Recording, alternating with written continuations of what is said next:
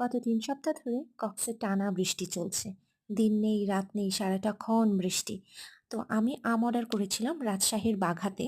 সেই আমটাই গতকালকে কুরিয়ার সার্ভিসে এসে পৌঁছায়। আমি গতকালকে কিছু কাজের জন্য আমটা রিসিভ করতে পারিনি এবং খুবই টেনশনে ছিলাম।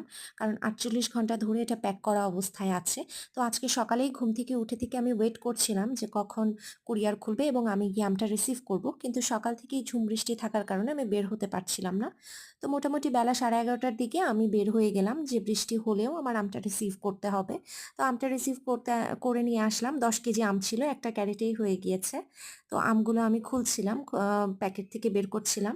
এর মাঝেই আমার আরেকটা ফোন কল চলে আসলো, আমার আরেকটা ডেলিভারি। আমি একটা হিজাবের পেজে হিজাব অর্ডার করেছিলাম 3 দিন আগে। তো ওনারাও আজকেই ডেলিভারি দিতে চান। তো আমি ফোন রিসিভ করে বললাম যে হ্যাঁ, আপনার অ্যাড্রেসে চলে আসেন, আমি আছি। তো এর মাঝে এই যে আম গুছিয়ে রেখে আমি আবার হিজাবগুলো খুলতে বসলাম। ডেলিভারি ম্যান থাকা অবস্থাতেই আমাকে চেক করে তারপর বিল পেমেন্ট করতে হবে, কারণ কোনো প্রবলেম থাকলে তাহলে আমি রিটার্ন করতে পারবো। তো আল্লাহর রহমতে কোনো সমস্যা ছিল না। আমি যেই কালারগুলো যেই কোয়ালিটি দেখে যে অনুযায়ী হিজাবগুলো অর্ডার করেছিলাম সেই অনুযায়ী চলে এসেছে।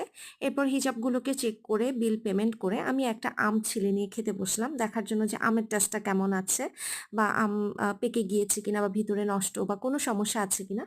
তো আল্লাহর রহমতে আলহামদুলিল্লাহ আমগুলোও খুব ভালো এসেছিল। খেয়ে আমি মানে যেরকমটা চেয়েছিলাম সেরকমটাই আসলে। আর এই তো আজকে আমার মোটামুটি বলা যায় একটা পার্সেল ডে, উইকেন্ডের একটা রেইনি